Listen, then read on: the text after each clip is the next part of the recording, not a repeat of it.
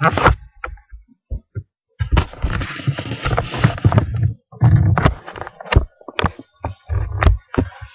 we be concerned with the massive national debt? Questions like this can be confusing, especially when media and various social networks are constantly voicing their own slanted opinions. There are many theories about how and why our nation's debt got so high. However, the important thing is not to look at the past to figure out what went wrong, but to realize what this debt will do to our country in the future. The effects of the deficit will harm our country in three ways.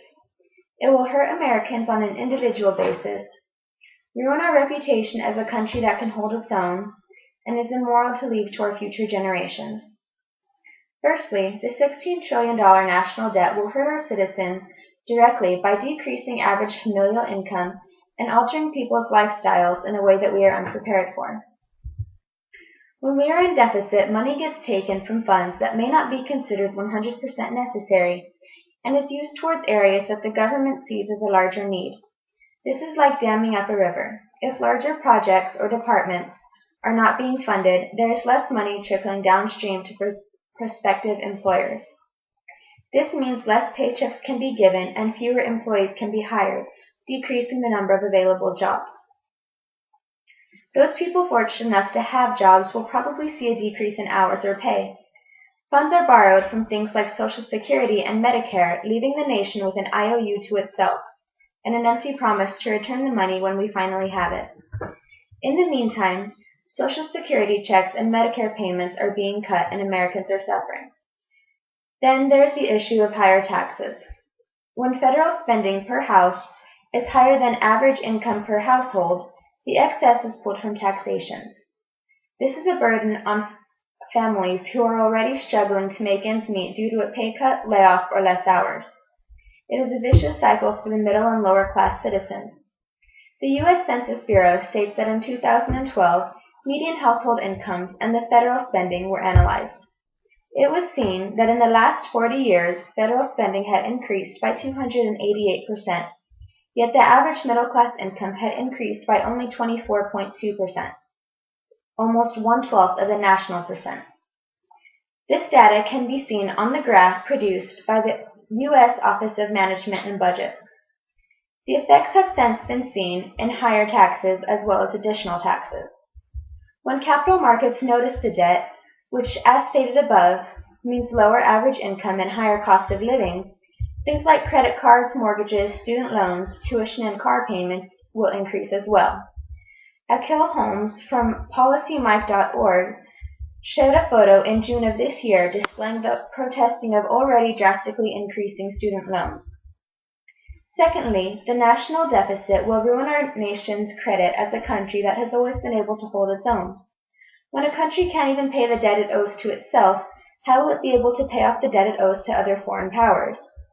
Greg Wilson from Fox News reported that in September of 2012, that about 2/3 of our total debt is owed to America, but the other third is owed to dozens of other nations, including Brazil, Russia, Switzerland, Japan, and mainly China. America's reliability is also at stake if the country returns to an age-old tactic of maintaining its debt, printing money. In 2012, Infowars.net displayed a cartoon of the Federal Reserve printing monopoly money in an article called Quantitative Easing Explained. It shows that sometimes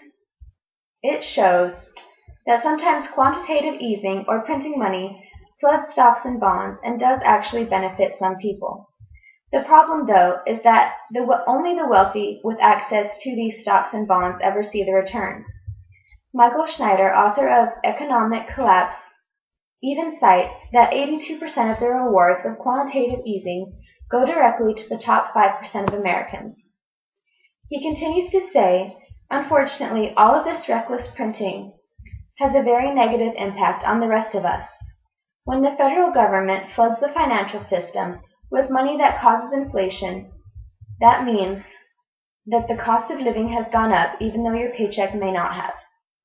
If you go to the supermarket frequently, you know exactly what I am talking about.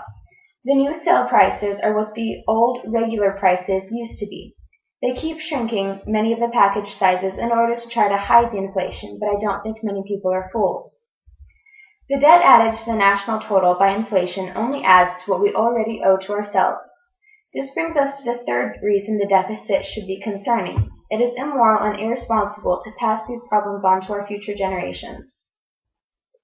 U.S. Representative Frank Guinta stated that, as of 2012, every single child currently owes around $5,000 to the U.S. government. That's as a child. Before they even hit kindergarten, that's their share of the national debt. Watchdog.org cites in the photo of the national debt clock that the average family share of the debt is already over $250,000. Many macroeconomics, such as Dean Baker, the co-director for Center of Economic and Policy Research, argue that this point is invalid because future generations of taxpayers will be paying off the debt to future banks and bondholders. It is really only a transfer of funds between the future classes. However, what will the outcomes of these transfers be? A country largely divided into both a wealthy and poor class, where there isn't economic equality. This is assuming, of course, that the majority of our debt will still be owed to the next American generation, when in actual fact a larger portion is already owed to the overseas governments. To conclude, we should be very concerned with the trillions of dollars and counting that is our national debt. It is harmful to working individuals by decreasing pay, hours, and job positions. It also increases the cost of living in regards to payments like loans, mortgages, Social Security, and Medicaid. The debt will continue, as it has already done, to damage the way other countries view America and its credibility as an investment. Loaning and borrowing will become increasingly difficult as well as increasingly needed. Inflation caused by the Federal Reserve printing money that the nation does not already have contributes to the gap between low, middle, and upper class American citizens. And lastly, the debt becomes a moral issue when we speak about what we are handing to our children. It is irresponsible and unfair to ask future Americans to pay for the mistakes of today.